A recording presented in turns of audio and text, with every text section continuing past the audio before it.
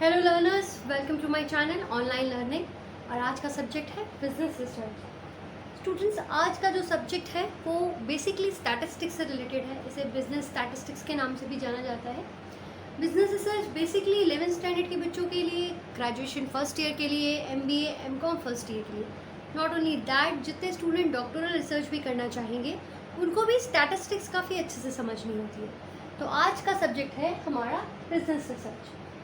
Now learners, जब भी हम बिजनेस रिसर्च समझते हैं या कोई भी सब्जेक्ट समझते हैं तो सबसे इम्पॉर्टेंट मेरे हिसाब से आपको सब्जेक्ट का मतलब आना चाहिए। फिलहाल हम रिसर्च पे फोकस करते हैं। क्या होती है research?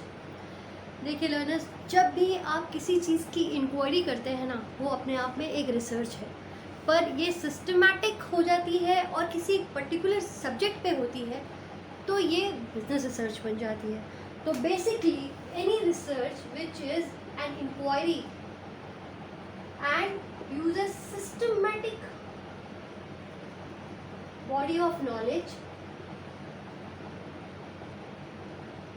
on a particular subject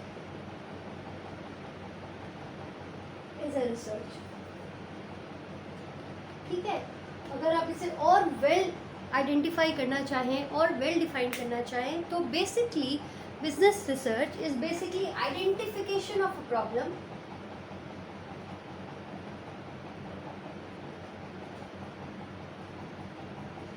formulating a hypothesis,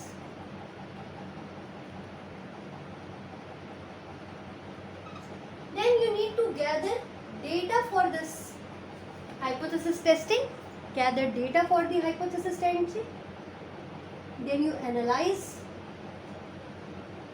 and then you find out the results which are either the solution or the generalization of already observed facts। Student, जब हम बात करते हैं रिसर्च की तो बहुत ज़रूरी है कि हम एक जनरलाइजेशन पे आए। अब ये जनरलाइजेशन क्या होता है? बेसिकली जब हम किसी चीज़ को समझते हैं तो उसका जो इफ़ेक्ट एक क्लास ऑफ थिंग्स पे या एक सर्टेन स्पेसिफाइड कंडीशन में हो, वो होता है जनरलाइजेशन।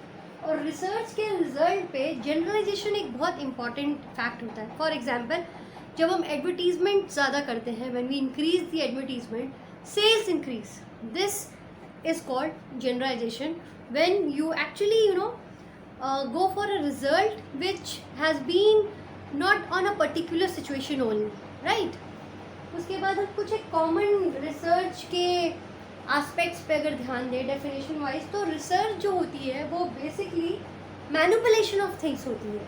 अब जो मैनिपुलेशन ऑफ थिंग्स होती है, इसका एक पर्पस होना चाहिए जो किसी काम में आए। आप रिसर्च के लिए एक सेट ऑफ ऑब्जेक्टिव्स बनाते हैं। Result should always be well defined.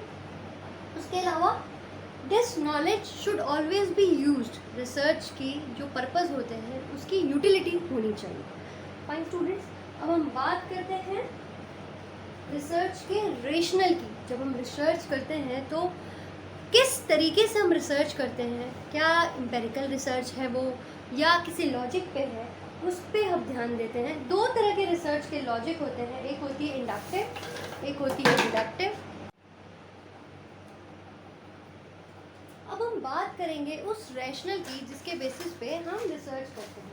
अब कोई भी एक लॉजिकल इंसान रिसर्च करने के लिए प्रोसेस यूज़ करता है, वो है वे रिजल्ट नहीं प्रेजेंट करते हैं। तो ये जो रिसर्च के प्रोसेस होते हैं या ये तो एम्पेरिकल इन्वेस्टिगेशन होते हैं। एम्पेरिकल मतलब जब आपने डेटा क्रंच किया, न्यूमेरिकल डेटा क्रंच किया और उसके बाद लेके आया आप रिजल्ट। दूसरे लॉजिक होते हैं।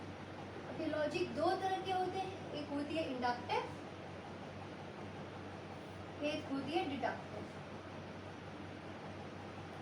क्या होते हैं ये दो लॉजिक?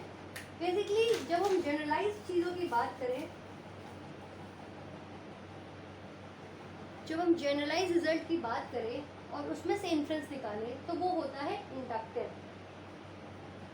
जैसे फॉर एग्जांपल, जैसे मैंने आपको पहले भी बताया, अगर किसी चीज़ का प्राइस बढ़ता है तो उसका डिमांड घटता है। ये एक जनरलाइज्ड फॉर्मूला है, ठीक है। when we look things at a broader aspect and then we conclude, it becomes inductive. Deductive क्या होती है, आपने एक जनरलाइज फीचर में से कोई एक पर्टिकुलर इंस्टेंस को लिया. फॉर एग्जाम्पल, हम सब जानते हैं हम सारे all human beings are mortal, और लेट्स से ऑल मेन आर मॉर्टल, और हम बात करते हैं श्याम इज अ मैन. तो डिडक्टिव क्या कहती है, Shyam is a mortal. Reason is the generalise principle goes on all men are mortal. तो ये दो तरह की रीजनिंग होती है, इंडक्टिव और डिडक्टिव. अब स्टूडेंट्स, अब आप जब इतने रिसर्च की बात हो रही है तो हमें समझना चाहिए कि आखिरकार हम रिसर्च करते क्यों हैं, क्या ज़रूरत है हमें रिसर्च की. इस चीज़ को हम कवर करते हैं इम्पोर्टेंस या सिग्निफिकेंस के अंदर.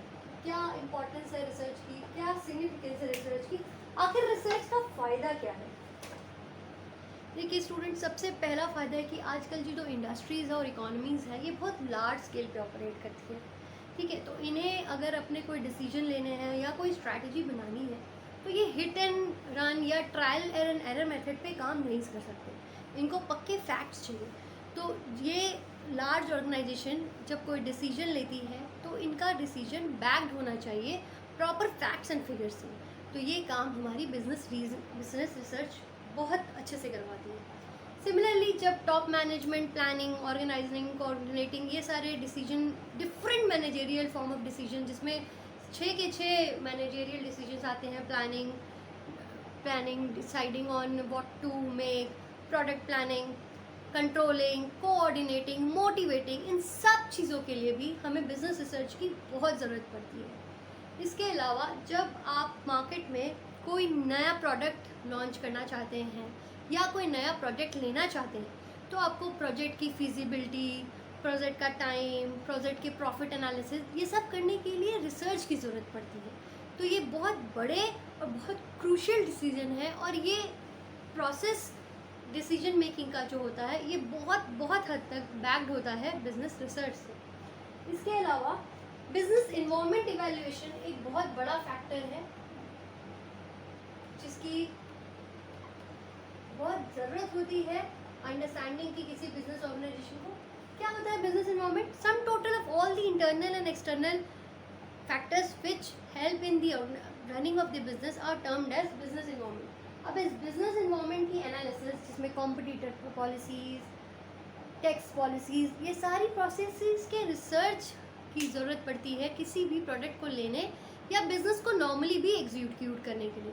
तो इसमें भी बिजनेस रिसर्च हमारी बहुत मदद करता है.